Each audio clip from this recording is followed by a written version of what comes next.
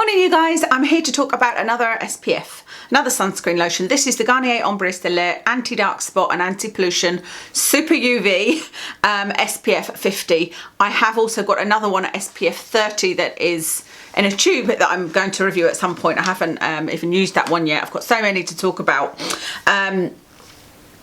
This one I think will appeal to you if you're looking for a budget option and don't mind that it has a small amount of chemical sunscreen in it. Let me just say that at the start. So this is £7, which is a really good price, and you get 40ml in here. It's one of those that is super thin. So you can see that it just drops on, but it rubs in very easily. I've just dropped it onto my notes, oh goodness. This one actually has the sunscreen smell that I love, but it doesn't have any fragrance in it, so it's obviously one of the ingredients that has that kind of scent to it, you know. Okay, so £7 for a fluid. It's SPF 50. Alcohol is the third ingredient in this. You should know that if you're trying to avoid alcohol. I wouldn't say I avoid alcohol at all costs, but for a product like this, as long as it's got something moisturising in to kind of counteract it and doesn't smell overpoweringly of alcohol and doesn't make my skin feel dry, then I'm fine with it. This one doesn't make my skin feel dry at all, and I think there's enough in it that it's not too much of a problem. The ingredients in this are actually chemical sunscreens, but they're the more modern chemicals. So Juvenile T is in this, and Tinasorb S. I've definitely done a video on Tinasorb. I don't know if I ended up doing one on Juvenile. I know I intended to. So I'm happier to use those. They don't appear on the ingredient list as Tinasorb S and Juvenile T. They appear as much longer names, but that means that what I missed is that number 7 on this list is avobenzone. And avobenzone is something that I prefer to avoid. So this is actually very good, but it's not one that I would repurchase while it's got the avobenzone in. Avobenzone is not reef safe, which means that this sunscreen is not reef safe. It is broad spectrum though. It is fragrance free and it leaves no white cast. There's no tint to it. I'm surprised to hear from you guys how many of you want a tint in your sunscreen actually. I do really like it because obviously I love the Australian Gold one. Is that the only tinted one I've got? That and the Nyod Survival 30. I think it is just nice, especially if you're not wearing makeup. So I get that. But this one doesn't have any tint, but it doesn't leave a white cast. This is recyclable, and Garnier have a commitment to have zero virgin packaging by 2025. So it's good to know they're considering the packaging. This is non-nano, because it's chemical. This has hyaluronic acid and vitamin E in it. Those are the things that they're saying prevent dark spots.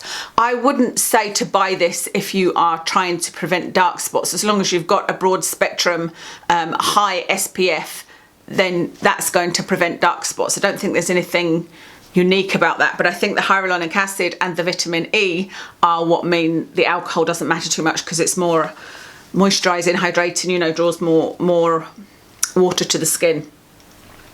I've said that I find it non-greasy, or they say it's non-greasy, and I agree. They say it's ultra light, which it is, great under makeup, and it's got this anti-eye stinging on it, which again it is, because you guys know I put it all over my face and all over my eyes. So I'm really enjoying this. This one to me is a dupe. No, maybe not a dupe. I was going to say it's a dupe for the SkinCeuticals one. There's one that I had in this exact same type of bottle, but I think it was mineral, and it was SPF 55, I remember. The SkinCeuticals, this one is a really good alternative, and this is also a good alternative to this one, the Bare Minerals Prep Step SPF 50. This one would be a lot more expensive, but like I said, that's only if you don't mind it's got avobenzone in it. So if you're looking for something that is reef safe or non-chemical, then obviously this one isn't for you. But I think that's everything to say on this. It feels lovely. It feels really nice. It hasn't left my skin dry or tight at all. You know, you guys know I use this without using a specific moisturiser. I do often use some kind of serum underneath, but I always make sure I try sunscreens on their own. So I have used this on bare skin, you know, gone over with my micellar water, then put this on, and it's perfectly hydrating for me. And I have got dehydrated skin, you know, I do need moisture. So that's absolutely fine for me. It's been great under makeup. yeah, really, really good. Like I said, the only reason I won't repurchase is because of the avobenzone in it, which hopefully they will remove at some point. That's everything. It won't be too long until I do the comparison, because I do keep getting suggestions of things, and I'm being a bit more careful now. Like, I'm annoyed that I missed the avobenzone on this, but it's, you know, it's still one that I think some of you would be interested in, because not everybody wants just a mineral sunscreen.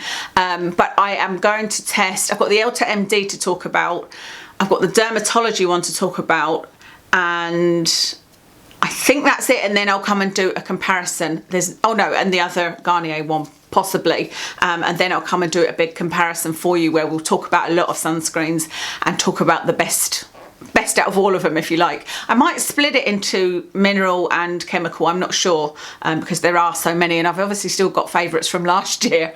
But yeah, that's everything. Let me tell you what I'm wearing. I have got on the True Portrait Foundation by Kat Von D. I know a few of you took advantage of the offer. I came and let you guys know that it was on half price. It was on Debenhams.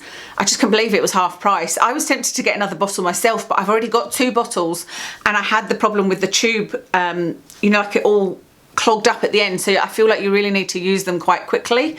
I mean, I suppose it doesn't matter, you just need to, I just needed to use a pin and unclog it at the end, but yeah, I thought it was enough having 2 bottles, but it was a really good deal. It was like £14. So that's the foundation I've got on in light 018. On my eyes is the Pat McGrath Divine Rose palette, and then the lashes that you can see, I am loving. These are the Eyelash Emporium in Walk of Fame, I think they're called, or is it something else? No, Walk of Fame, that's what they're called. The blush I'm wearing is by Jamie Genevieve. It's the Vieve blush in Sorbet. On my lips is the Stila liquid lipstick in Caramello, and if you see any little things like this in my hair, I have normally got them from Amazon, but I'll try and remember and link them for you, because you guys often ask. So that's everything. Thank you so much for watching, and I'll speak to you again soon.